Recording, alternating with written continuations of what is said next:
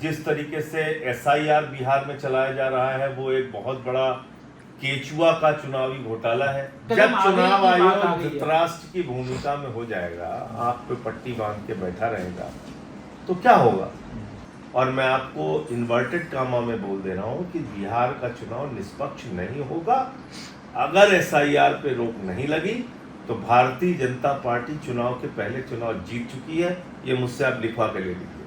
देखिए, गठबंधन को हमेशा चलाने की जिम्मेदारी उस दल के, उस गठबंधन के सबसे बड़े दल की होती है। तो खाली नाम के लिए किसी गठबंधन में रहने का तो कोई अर्थ नहीं है। संसद का मानसून सत्र शुरू हो गया है, लेकिन एक बड़ा बदलाव आम आदमी पार्टी में आया है। आम आदमी पार्टी जो अभी तक इंडिया गठबंधन का हिस्सा थी, अब इंडिया गठबंधन के साथ नहीं दिखाई देगी और संसद में आम आदमी पार्टी के चेहरे कहे जाने वाले संजय सिंह इस समय हमारे साथ हैं। संजय जी, क्या अचानक से हो गया कि आपने आपकी तरफ से घोषणा कर दी गई कि अब इंडिया गठबंधन का हम हिस्सा नहीं है, और ठीक मानसून सत्र से पहले? देखिए, क्या है कि इंडिया गठबंधन जो था वो लोकसभा चुनाव के लिए था। उसके बाद इंडिया गठबंधन की कोई बातचीत अगर बढ़ाने की जिम्मेदारी थी, उसके बारे में कोई ठोस फैसला लेने की जिम्मेदारी थी, तो वो सबसे बड़े दल कांग्रेस पार्टी के ऊपर थी। उन्होंने लोकसभा के चुनाव के बाद इस दिशा में कोई प्रयास नहीं किया। ना तो कोई उन्होंने बैठक बुलाई औपचारिक रूप से, ना कोई उसका एक ढांचा तैयार किया, ना ही ये तय किया कि आगे के चुनाव हम कैसे जीतेंगे। उदाहरण के तौर पे हरियाणा, जहाँ पे पहले हमको कहा गया 6 सीट देंगे, फिर 4 सीट देंगे, फिर 2 सीट देंगे, फिर फोन बंद कर लिया गया। उस चुनाव में आम आदमी पार्टी अकेले लड़ी। दिल्ली में कांग्रेस पार्टी ने हर वो प्रयास किया कि आम आदमी पार्टी हार जाए, यहाँ भी हम अकेले लड़े। बिहार के चुनाव में भी हम अकेले लड़ रहे हैं। 2 उपचुनाव हुए पंजाब और गुजरात के, वहां भी हम अकेले लड़े। तो इसलिए स्थिति स्पष्ट करना जरूरी था, क्योंकि बहुत सारे लोगों के मन में संशय होता है, सवाल होता है। तो आम आदमी पार्टी अब इंडिया गठबंधन का हिस्सा नहीं है और हम एक सशक्त विपक्ष की भूमिका निभाएंगे और जो मुद्दे इस देश से जुड़े हुए हैं उसको उठाने का काम करेंगे संसद। लेकिन संजय जी, कुछ लोग आपके शुभचिंतक भी कहे जाने वाले इस तरीके की बातें कर रहे हैं कि अचानक से आम आदमी पार्टी कोई स्टैंड ले लेती है, कभी इंडिया गठबंधन में है, कभी नहीं है, और अब ठीक संसद सत्र सामने है जहां पर तमाम मुद्दे उठने थे, जहां पर बिहार का जो चुनाव आयोग का मुद्दा, ये सब, लेकिन ये सारे मुद्दे उठाएंगे। आप देखिए, बुलडोजर दिल्ली में चला, यूपी बिहार पूर्वांचल के लोगों को, उनके मकानों को, उनके दुकानों को कुचला गया, बर्बाद किया गया, मुद्दा उठाएंगे। ऑपरेशन सिंदूर में भारत को बेइज्जत करने का काम लगातार ट्रम्प कर रहा है, उसका मुद्दा संसद के अंदर उठाएंगे कि प्रधानमंत्री अपनी स्थिति स्पष्ट करें। जिस तरीके से एसआईआर बिहार में चलाया जा रहा है वो एक बहुत बड़ा केचुआ का चुनावी घोटाला है।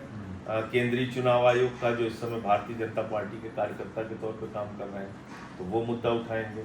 तो जो भी बड़े मुद्दे हैं इस देश से जुड़े हुए, इस देश के लोगों से जुड़े हुए, उसको मजबूती से उठाने का काम करेंगे हम लोग। उत्तर प्रदेश में 5000 सरकारी स्कूल बंद हो रहे हैं, कौन लड़ रहा है? हम लोग लगातार लड़ रहे हैं उसके लिए। लेकिन संजय जी, कांग्रेस के नेता भी आपसे और आपकी पार्टी के नेताओं को लेकर उतने सहज नहीं थे। इंडिया गठबंधन के आप हिस्सा बन गए थे, उसके बावजूद आप हमेशा इंडिया गठबंधन की बैठकों में जाते थे, लेकिन वो सहजता नहीं दिखाई देती थी कांग्रेस लीडरशिप की आम आदमी पार्टी के साथ, जो बाकी गठबंधन के साथियों के साथ है। आखिर क्यों आम आदमी पार्टी और कांग्रेस के रिश्ते सहज क्यों नहीं हो पाए? देखिए, गठबंधन को हमेशा चलाने की जिम्मेदारी उस दल के, उस गठबंधन के सबसे बड़े दल की होती है।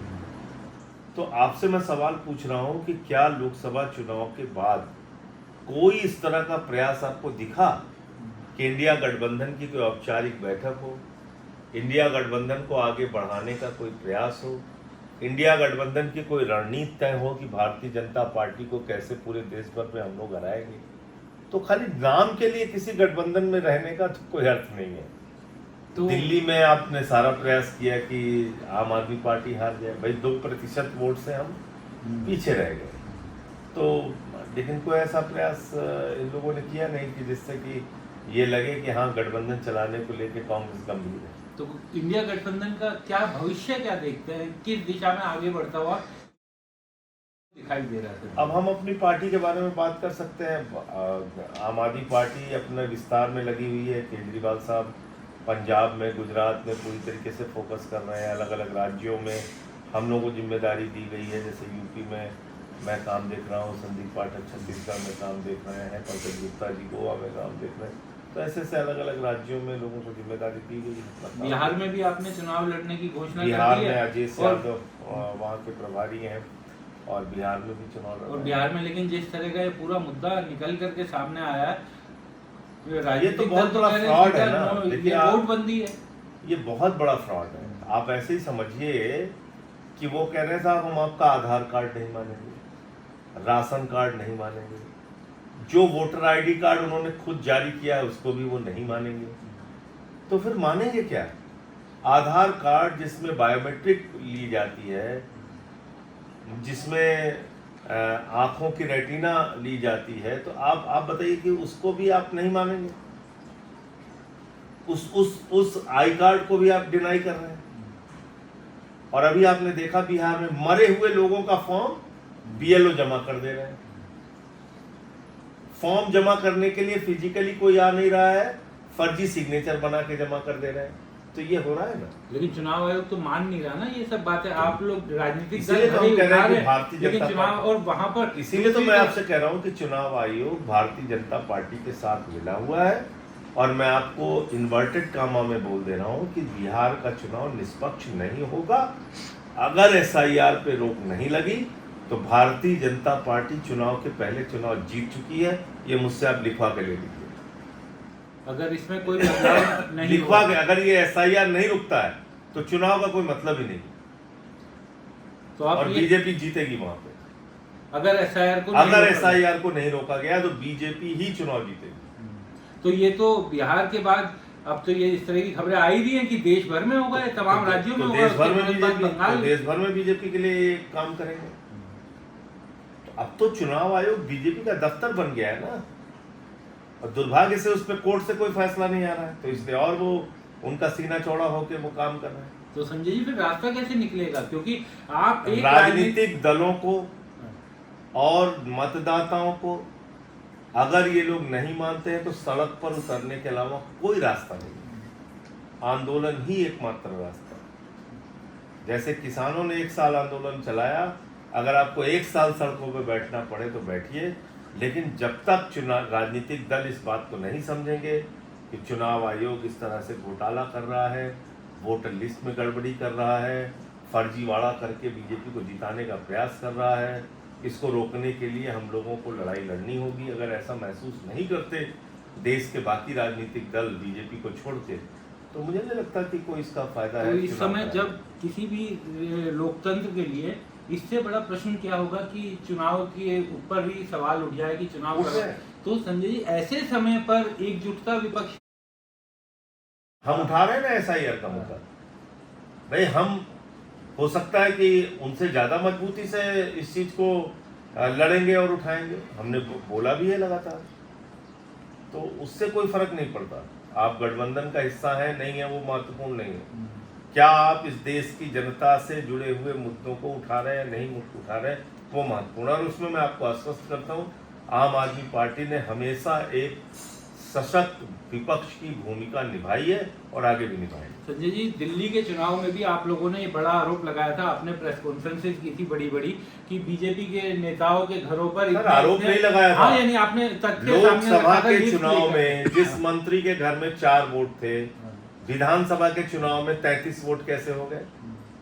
लोकसभा के चुनाव में जिस मंत्री के घर में 3 वोट थे, विधानसभा के चुनाव में 22 वोट कैसे हो गए? लोकसभा के चुनाव में जिस मंत्री के घर में 2 वोट थे, विधानसभा के चुनाव में 15 वोट कैसे हो गए? भाई आप मुसलमानों पे आबादी बढ़ाने का आरोप लगाते हो। आप तो 6-6 महीने में 33-33 लोगों का परिवार बना ले रहे हो। कहां से बना ले रहे हो? कैसे कर रहे हो ये? कैसे इतने मतदाता हो जा रहे हैं आपके घर में? तो ये बड़ा सवाल है।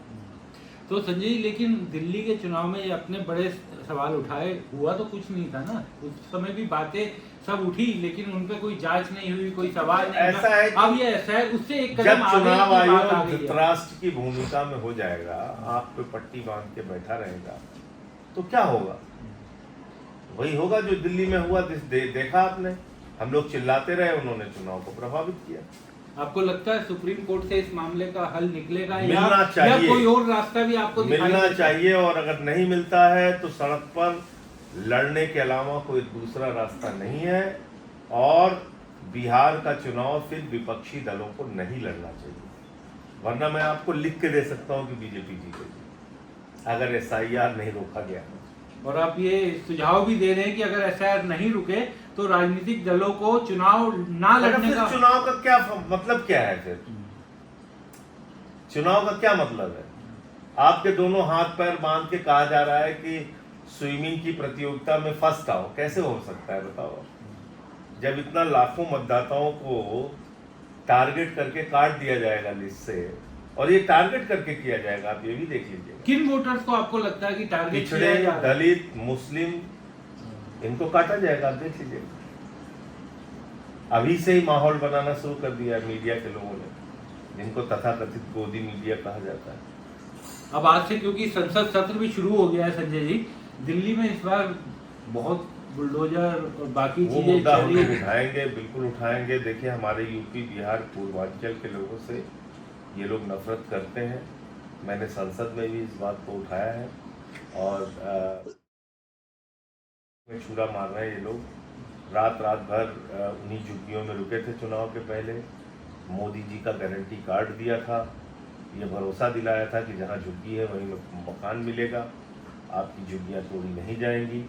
बावजूद इसके चुनाव जीतते ही उन्होंने झुग्गियाँ तोड़ने का काम शुरू कर दिया। संजय जी, झुग्गियों के साथ साथ कुछ ऐसी कॉलोनियों में भी बड़ा हड़कंप मचा हुआ है, जो इंतजार कर रहे थे कि कभी हम भी रेगुलराइज होंगे। तो उन कॉलोनियों में तो लोगों ने घर खरीदा हुआ है, लेकिन अब उनके सामने भी देखिए, उदय प्रताप जी की लाइन है कि न तेरा है न मेरा है, ये हिंदुस्तान सबका है, नहीं समझी गई ये बात तो नुकसान सबका है। तो जो कई बार हम लोग ये खुश होते हैं कि चलो मुसलमान के घर पे बुलडोजर चल रहा है, लड्डू बांटो, ताली बजाओ, ये हम भूल जाते हैं कि 80% से ज़्यादा हिंदुओं के घरों पर बुलडोजर चले हैं, उनके दुकानों और मकानों पर बुलडोजर चले हैं। मैं काशी का उदाहरण आपको दे सकता हूँ, मैं अयोध्या का उदाहरण आपको दे सकता हूँ, मैं लखनऊ का उदाहरण आपको दे सकता हूँ, मैं बनारस का उदाहरण आपको दे सकता हूँ, मैं सुल्तानपुर का उदाहरण आपको दे सकता हूँ, मैं दिल्ली का उदाहरण आपको दे सकता हूँ। 80% से ज़्यादा इस देश में हिंदुओं के दुकानों और मकानों पर और मंदिरों पर बुलडोजर चलाए गए हैं। लेकिन दुर्भाग्य ये है कि जब 4 मुसलमानों के घर पे बुलडोजर चलता है, सारी मीडिया उसको भारतीय जनता पार्टी की उपलब्धि के तौर पे दिखाता है, और लोग ताली बजाते हैं, कहते हैं बहुत अच्छा हो रहा है, मुसलमानों का घर तोड़े जा रहे हैं। उसी आड़ में ये लोग, और ये सारी जमीनें कब्जा करके अडानी को देंगे लोग, ये भी आप जानते हैं। ये जो दिल्ली में झुग्गियों की 100% ये झुग्गियां जो तोड़ी जा रही हैं गरीबों की, ये मोदी जी के दोस्त अडानी जी को जमीन दी जाएगी। एक बस अंतिम सवाल और चलते कि बहुत बड़ा घोषणाएं की गई थी और बड़ा उस पर कहा गया था बीजेपी की तरफ से कि जो पड़ोसी मुल्क है वहाँ से जो हिंदू प्रताड़ित है उनको हम लेकर के आएंगे अपने देश में। नहीं, उससे आगे का सवाल मैं पूछ रहा हूँ संजय जी। मजनू का टीला के पास पाकिस्तानी हिंदुओं की बस्ती है, उन लोगों ने दिल्ली चुनाव से पहले आम आदमी पार्टी के खिलाफ प्रदर्शन भी किया था, क्योंकि उन्हें ये उम्मीद थी कि बीजेपी आएगी तो उन सबकी नागरिकता भी हो जाएगी। उनमें से बहुतों के पास तो अपने पासपोर्ट वगैरह है, लेकिन अब उनकी भी झुग्गी तोड़ने का संकट आ गया। वो सब लोग परेशान है कि कहाँ किसी के सगे नहीं है भाई, इस बात को आप समझिए, ये किसी के सगे नहीं है। जहां से इनको रुपया मिलेगा, जहां से इनको रिश्वत मिलेगी, उसका काम करेंगे। ये सारी जमीनें अडानी को जाएंगी, आप देख लीजिए। चलिए संजय जी, संसद सत्र में देखते हैं कि दिल्ली की तरफ से क्या क्या मुद्दे उठते हैं, लेकिन सबकी निगाहें इसी तरफ है, क्योंकि कई सत्रों के बाद, लोकसभा के नतीजों के बाद ये पहला सत्र होगा जब आम आदमी पार्टी इंडिया गठबंधन का हिस्सा नहीं होगी और आम आदमी पार्टी स्वतंत्र तरीके से अपनी बात संसद के सामने रखेगी। नमस्कार, आप सभी से यही अनुरोध, स्वतंत्र को देखते रहिए, लाइक कीजिए, सब्सक्राइब कीजिए। हमारे चैनल को कृपया लाइक करें, सब्सक्राइब करें और अपने साथियों से भी जरूर करवाएं। शुक्रिया।